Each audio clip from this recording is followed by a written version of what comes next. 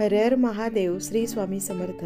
तर आता होळी हा सण येतोय, तर त्या होळी सणाला आपल्याला काय गोष्टी टाळायच्या आहेत तर त्याची पूर्ण माहिती दिली आहे, म्हणून व्हिडिओ आपल्याला शेवटपर्यंत बघायचा आहे। तर फाल्गुन पौर्णिमेच्या दिवशी झालेल्या पृथ्वीवरील पहिल्या होमाला सुद्धा महायज्ञाच्या स्मृतीला म्हणून फाल्गुन पौर्णिमेला सर्व भारतात होळी या नावाने साजरी केली जाते। तर अगदी आनंदाने उत्सवात साजरी केली जाते। प्रत्येक प्रांतात, प्रत्येक राज्यात, प्रत्येक विभागामध्ये याला वेगळ्या वेगळ्या नावाने ओळखली जाते। ह्या सणाला होलिका म्हणतात, कोणी होळी म्हणतं, तर कोणी हुताशनी म्हणतं। तर अशी पण आख्यायिका आहे की भगवान विष्णूंना यज्ञकुंडातून बाहेर येण्यासाठी तर त्या ठिकाणी एर्व ऋषींनी प्रार्थना केली होती आणि त्यांना पृथ्वीवर येण्याला भाग पाडलं होतं। तर ज्यावेळेस विष्णू पृथ्वीवर आले तर तेव्हा त्यांच्यावर सगळ्या देवांनी, पृथ्वीवरील लोकांनी फुलांचा वर्षाव केला होता। तर मग ती फुलं कुठली, तर ती पळसाची फुलं होती, म्हणून पळसाच्याही फुलांना या दिवशी खूप मोठा मान आहे।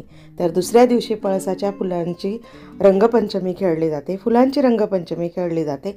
तर फुलांची रंगपंचमी का खेळतात, तर त्याच्या मागचा हा उद्देश आहे की विष्णूंनी यज्ञकुंडातून पृथ्वीतलावर पदार्पण केले होते आणि म्हणून ती फुलांची होळी खेळली जाते। तर अशा आख्यायिका आहेत। आपला धर्म, आपल्या सनातन धर्मात अगदी पूर्वापार आलेल्या काही गोष्टी ज्या आहेत तर त्या खूप रमणीय आणि शिकण्यासारख्या आहेत, अध्यात्माला धरून चालण्यासारख्या आहेत। तर पौर्णिमा अमावस्येला काही अनिष्ट गोष्टी पण केल्या जातात। तर काही गोष्टी अशा आहेत, तर ही लवंग आहे, ही लवंग साधी सरळ आहे, आपण खातो पण हिला काही अनिष्ट बाधांमध्ये पण उपयोग होतो। काही कोणी उतारा करतं, कोणी काही करतं। तर काही गोष्टी ज्या आहेत त्या आपल्याला आवर्जून पाळायच्या आहेत। कोणाकडचं अन्न खायचं नाही आहे, वेगळे वेगळे पदार्थ होतात। कोणी म्हणतं माझ्याकडची ही चव घे, हा पदार्थ आहे, तर कोणी ह्या लवंग पानामध्ये टाकून देतं, कोणी लवंग देतं हातामध्ये। तर आपण भोळेपणाने घेतो, परंतु त्याच्या मागचा उद्देश समोरच्याचा वेगळा असतो। घरातली व्यक्ती असेल तर ती गोष्ट वेगळी आहे। आता हे नारळ आहे, पौर्णिमा अमावस्येला नारळाचा उतारा करतात, तर त्या उतार्यावर लवंग ठेवली जाते, मग त्याच्यावर होम केला जातो, मग ती लवंग जळत नाही। तर मग अशा एखाद्या की जे कोणी आपल्यावर जळतायत, हा माझ्यावर जळतोय अशी भावना असते, मग त्याला त्या गोष्टी खाऊ घातल्या जातात।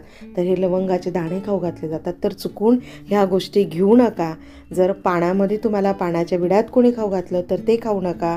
कोणी अन्नपदार्थांमधून खाऊ घालतं, तर कोणी अन्न तुम्हाला देत असेल की माझ्याकडचं हा पदार्थ आहे, तू खाऊन बघ, मग त्याच्यात लवंगाचा वापर केला जातो, तर असे पदार्थ मुळीच खाऊ नका। कारण कोणी जेवायला बोलवलं तर मुळीच जेवायला जाऊ नका। पौर्णिमेच्या दिवशी तुम्हाला हा नियम आवर्जून पाळायचा आहे।